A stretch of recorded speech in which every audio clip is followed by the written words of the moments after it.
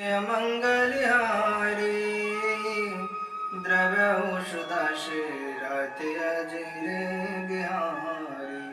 राम सिया राम जय जय राम। राम सिया राम जय जय राम। रघुकुल रीति सदा चली आई। प्राण जाए पर वचन न जाए। राम सिया राम जय जय राम। राम सिया राम जय जय राम। हरि अनंती हरि कथा अनंता। कहि सुने बहुविधि सवे संता। राम सिया राम जय जय राम। राम सिया राम जय जय राम। राम विदा मांगत कर जोरे। केने प्रणाम बहोरी बहोरी। पाई आशीष बहुरी शिरुनाई। बाई ने सहित चले रघुराई। श्री रामचंद्र जी ने हाथ जोड़कर विदा मांगते हुए उन्हें बार बार प्रणाम किया। आशीर्वाद पाकर और फिर सिर नवाकर भाइयों सहित श्री रघुनाथ जी चले। श्री राम जी की सुंदर मधुर मूर्ति को हृदय में धारण कर सब रानियां स्नेह से शिथिल हो गईं। फिर धीरज धारण करके कुमारियों को बुलाकर बार बार उन्हें गले लगाकर मिलने लगी। पुत्रियों को पहुंचाती फिर लौटकर मिलती। यह सब अत्यंत प्रीति के कारण हो रहा था। बार बार मिलती हुई माताओं को सखियों ने उनसे उस प्रकार अलग किया जैसे हाल की ब्याई हुई गाय को कोई उसके बछड़े या बछिया से अलग कर दे। सब स्त्री पुरुष और सखियों सहित सारा स्वर्गनिवास प्रेम में डूबा जान पड़ रहा था। ऐसा लगता था मानो जनकपुर में करुणा और विरह ने डेरा डाल दिया हो। जानकी ने जिन तोता मैना को पाल पोष कर बड़ा किया था और सोने के पिंजरों में रखकर पढ़ाया था, वे भी व्याकुल होकर कह रहे थे कि वैदेही कहाँ है। उनके वचनों को सुनकर सबका धैर्य जाता रहा। जब पक्षी और पशु तक इस प्रकार विकल हो गए तब मनुष्य की दशा कैसे कही जा सकती है। तब भाई सहित जनक जी वहां आए। जनक जी ने नेत्रों में प्रेम आंसू भराए। वे परम वैराग्यवान थे, पर सीता जी को देखकर उनका भी धीरज टूट गया। उन्होंने जानकी जी को हृदय से लगा लिया। प्रेम के अभाव से ज्ञान का बांध टूट गया। सब बुद्धिमान मंत्रियों ने उन्हें समझाया। तब राजा ने विषाद करने का समय ने जानकर विचार किया। बार बार पुत्रियों को हृदय से लगाकर सुंदर सजी हुई पालकियां मंगवाई। सारा परिवार प्रेम में विवश था। राजा ने सुंदर मुहूर्त जानकर तथा सिद्धि सहित गणेश जी का स्मरण करके कन्याओं को पालकियों पर चढ़ाया। राजा ने पुत्रियों को अनेक प्रकार से समझाया। उन्हें स्त्रियों का धर्म और कुल की रीति सिखाई तथा सीता जी के प्रिय और विश्वास पात्र दास दासी उनके साथ कर दिए। सीता जी के चलते समय जनकपुर व्यासी व्याकुल हो गए। मंगलप्रद शुभ शकुन हो रहे थे। ब्राह्मण और मंत्रियों सहित राजा जनक जी उन्हें पहुंचाने के लिए साथ चले। समय देखकर बाजे बजने लगे। बारातियों ने रथ हाथी और घोड़े सजाए। दशरथ जी ने सब ब्राह्मणों को बुला लिया और उन्हें भरपूर दान सम्मान प्रदान किया। उनके चरण कमलों की धूलि सिर पर धारण करके और आशीर्वाद पाकर राजा आनंदित हुई और गणेश जी का स्मरण करके उन्होंने प्रस्थान किया। उस समय अनेक मंगल शकुन हुए। देवता हर्षित होकर फूल बरसा रहे थे और अप्सराएं गीत गा रही थी। तब अवधपति दशरथ जी नगाड़े बजाकर आनंद पूर्वक अयोध्या चले। राजा दशरथ जी ने विनती करके प्रतिष्ठित जनों को लौटाया और आदर के साथ सब मांगने वालों को बुलवाया। उन्हें गहने कपड़े घोड़े हाथी दिए और प्रेम पूर्वक सबको संपन्न कर दिया। वे सब बारंबार कुल कीर्ति बखान कर और श्री रामचंद्र जी के रूप को हृदय में रखकर लौटे। कौशलाधीश दशरथ जी जनक जी से बार बार लौटने को कहते थे, परंतु जनक जी प्रेमवश लौटना नहीं चाहते। दशरथ जी ने फिर कहा, हे राजन, बहुत दूर आ गए हैं, अब लौटिए। फिर राजा दशरथ जी रथ से उतरकर खड़े हो गए। उनके नेत्रों से प्रेमाश्रु की धार बह चली। तब जनक जी हाथ जोड़कर बोले, मैं किस प्रकार और किन शब्दों से विनती करूं? हे महाराज, आपने मुझे इतना बड़ा बना दिया। अयोध्यानाथ दशरथ जी ने अपने स्वजन समधी का सब प्रकार से सम्मान किया। वे आपस में अत्यंत विनयपूर्वक मिले। उनकी प्रीति हृदय में समाती न थी। जनक जी ने सभी मुनियों को सिर नवाया और सभी से आशीर्वाद प्राप्त किया। फिर आदर पूर्वक वे रूपशील और गुणों के निदान अपने सब दामादों से मिले और हाथों को जोड़कर ऐसे वचन बोले जो मानो प्रेम से ही प्रकट हुए हों। हे राम जी, मैं किस प्रकार आपकी प्रशंसा करूं? आप तो मुनियों और महादेव जी के मन रूपी मानसरोवर के हंस हैं, जिनके लिए योगी जन क्रोध, मोह, ममता और मद को त्याग कर योग साधना करते हैं, जो सर्वव्यापक, ब्रह्म, अव्यक्त, अविनाशी, चिदानंद, निर्गुण और गुणों की राशि है, जिनको मन सहित वाणी भी नहीं जानती और सबका जिनका अनुमान ही करते हैं, कोई तर्क नहीं कर सकते, जिनकी महिमा का वर्णन वेद नीति कहकर करते हैं, जो सच्चिदानंद तीनों कालों में सर्वदा और सर्वथा निर्विकार रहते हैं। वे ही समस्त सुखों के मूल। आप मेरे नेत्रों का विषय बन गए। ईश्वर के अनुकूल होने पर जगत में जीव को सब लाभ ही लाभ प्राप्त होता है। आपने मुझे सभी प्रकार से बढ़ाई दी और अपना जानकर अपना लिया। यदि 10,000 सरस्वती और शेष जी हों और करोड़ों कल्पों तक गणना करते रहें, तो भी हे रघुनाथ जी, मेरे सौभाग्य और आपके गुणों की कथा समाप्त नहीं हो सकती। मैं जो कुछ कह रहा हूँ वह इस एक बल पर ही आप थोड़े प्रेम से ही प्रसन्न हो जाते हैं। मैं बार बार हाथ जोड़कर यह मांगता हूँ कि मेरा मन भूलकर भी आपके चरणों को न छोड़े। मैं बार बार हाथ जोड़कर यह मांगता हूँ कि मेरा मन भूलकर भी आपके चरणों को न छोड़े। जनक जी के प्रेम में वचनों को सुनकर पूर्ण काम श्री रामचंद्र जी संतुष्ट हुए। उन्होंने विनती करके पिता दशरथ जी, गुरु विश्वामित्र जी और कुल गुरु वशिष्ठ जी के समान जानकर ससुर जनक जी का सम्मान किया। फिर जनक जी ने भरत जी से विनती की और प्रेम से मिलकर उन्हें आशीर्वाद दिया। फिर राजा ने लक्ष्मण जी और शत्रुघ्न जी से मिलकर उन्हें भी आशीर्वाद दिया। वे परस्पर प्रेम के वशीभूत होकर बार बार सिर नवाने लगे। जनक जी की बार बार विनती और बड़ाई करके श्री रघुनाथ जी सब भाइयों के साथ चले। जनक जी ने जाकर विश्वामित्र जी के चरण पकड़ लिए और उनके चरणों की रज को सिर और नेत्रों पर लगाया और बोले कि हे मुनीश्वर, सुनिए, आपके सुंदर दर्शन से कुछ भी दुर्लभ नहीं है। यह मेरे मन का विश्वास है, जो सुख और सुयस लोकपाल चाहते हैं, परंतु असंभव जानकर जिसका मनोरथ करते हुए भी सब चाहते हैं। हे स्वामी, वही सुख और सुयस मुझे सुलभ हो गया। सारी सिद्धियां आपके दर्शन के पीछे पीछे चलने वाली है। इस प्रकार बार बार विनती का सिर नवाकर तथा उनसे आशीर्वाद लेकर राजा जनक लौटे। डंका बजाकर बारात चली। छोटे बड़े सभी समुदाय प्रसन्न हैं। रास्ते में पड़ने वाले गांवों आदि के स्त्री पुरुष श्री रामचंद्र जी को देखकर सुखी होते हैं। बीच बीच में रुकती हुई तथा मार्ग के लोगों को सुख देती हुई वह बारात पवित्र दिन अयोध्यापुरी के समीप आ पहुंची। नगाड़ों पर चोटें पड़ने लगी, ढोल बजने लगे, भेरी और शंख की बड़ी ध्वजा हो रही थी, हाथी घोड़े गरज रहे थे, विशेष शब्द करने वाली जहाजें, सुहावनी डबलियां तथा सेनाइयां रसीले राग बजा रही थी। बारात को आती जान नगरवासी प्रसन्न हो उठे। सबके शरीर पुलकित हो गए। सबने अपने अपने सुंदर घरों, बाजारों, गलियारों, चौहारों और नगर के द्वारों को सजाया। सारी गलियां अर्गज जैसे सजाई गईं। जहां तहां सुंदर चौक पुराए गए। तोरणों, ध्वजा पताकाओं और मंडपों से बाजार ऐसा सजा जिसका वर्णन नहीं किया जा सकता। फल सहित सुपारी, केला, आम, मौलशरी, कदम और तमाल के वृक्ष लगाए गए। वे सुंदर वृक्ष फलों के भार से झुके हुए पृथ्वी को छू रहे थे। उनके मणियों के थाले सुंदर कारीगरी से बनाए गए थे। अनेक प्रकार के मंगल कलश घर घर सजाकर बनाए गए। श्री रघुनाथ जी की पूरी अयोध्या को देखकर ब्रह्म आदि सब देवता हर्षित हो रहे थे। उस समय राजमहल की शोभा कहते नहीं बनती। उसकी रचना देखकर कामदेव का मन भी मोहित हो उठा।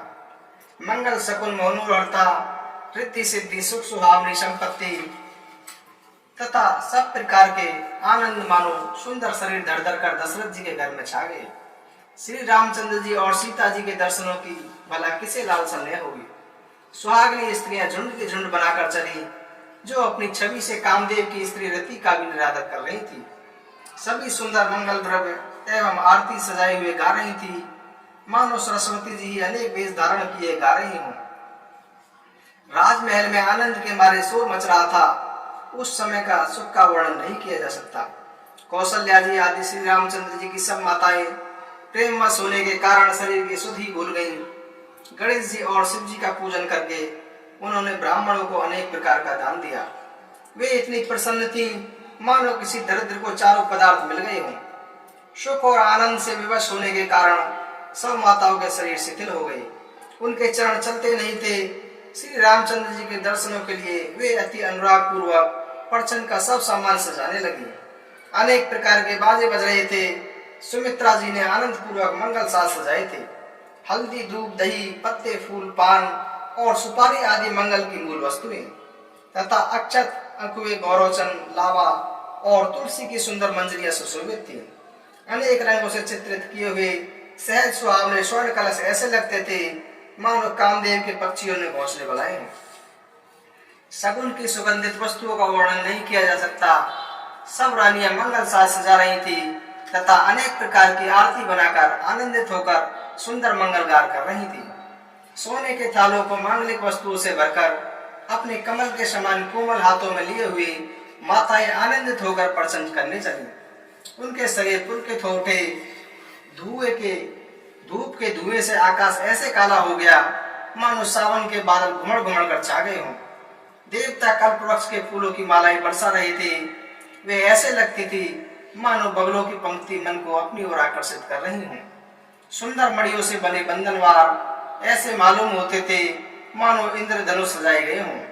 अटारियों पर सुंदर और चपल स्त्रियां प्रकट होती और छुप जाती। ऐसी जान पड़ती थी मानो बिजलियां चमक रही हों।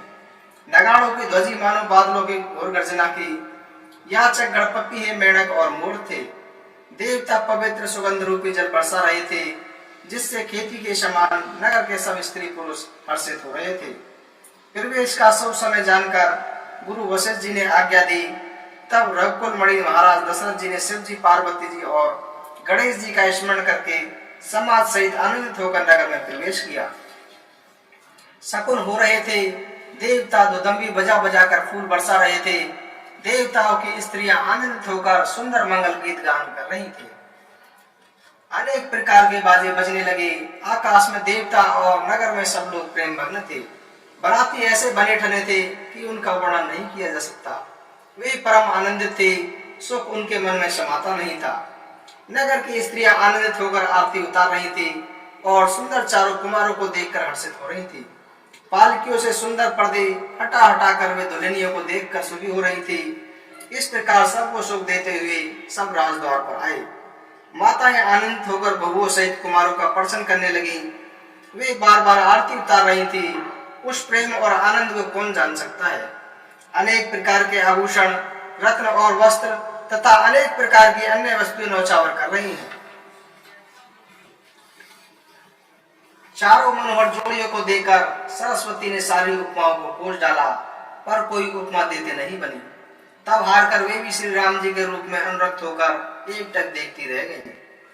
चार सुंदर सिंहासनों पर, जिन्हें मानो कामदेव ने ही अपने हाथों से बनाया था, माताओं ने राजकुमारियों और राजकुमारों को बिठाया और आदर के साथ उनके चरण धोए।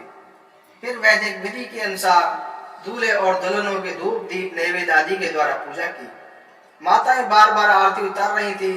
वर वधुओं के सिरों पर सुंदर पंखे तथा चवर डल रहे थे। अनेक वस्तुएं नौछावर हो रही थी।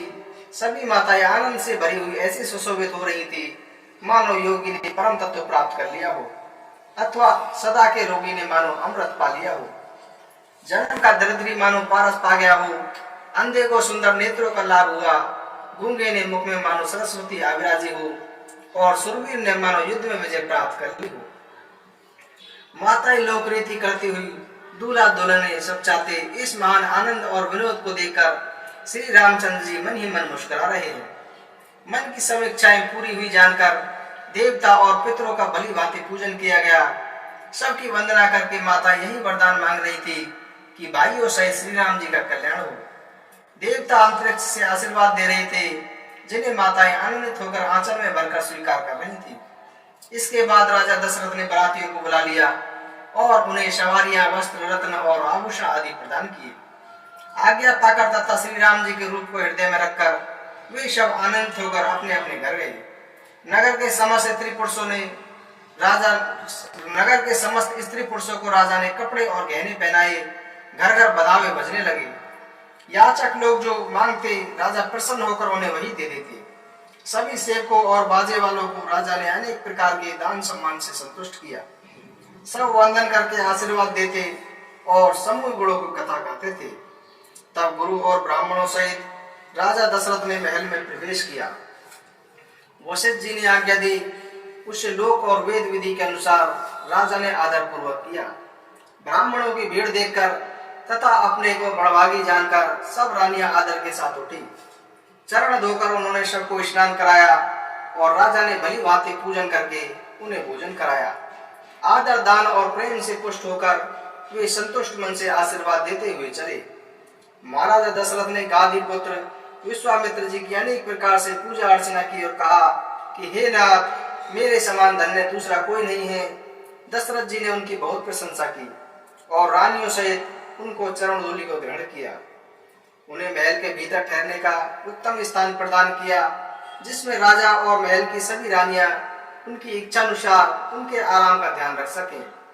फिर राजा ने गुरु वशिष्ठ जी के चरण कमलों की पूजा और विनती की। उनके हृदय में बहुत प्रीति थी।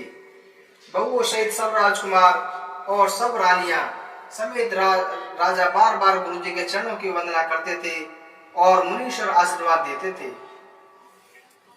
फिर सीता जी सहित श्री रामचंद्र जी को हृदय में रखकर गुरु वशिष्ठ जी प्रसन्न होकर अपने स्थान को गए। तब राजा दशरथ ने सब ब्राह्मणों की स्त्रियों को बुलवाया और उन्हें सुंदर वस्त्र तथा आभूषण पहनाए। फिर नगर भर की सभी सौभाग्यवती बहन, छोटी बेटी, भांजी आदि को बुला लिया और उनकी रुचि के अनुसार भी वस्त्र प्रदान किए। उन्हें रावणी दी। नेकी लोग सब अपना अपना नेक जोग लेते और दशरथ जी उनकी इच्छा अनुसार उन्हें देते। जिन मेहमानों को प्रिय और पूजनीय जाना, उनका राजा ने भली भांति सम्मान किया। देवगण श्री रघुनाथ जी का विवाह देखकर उत्सव की प्रशंसा करके फूल बरसाते हुए, नगाड़े बजाकर और परम सुख प्राप्त करके अपने अपने लोक को चल दिए।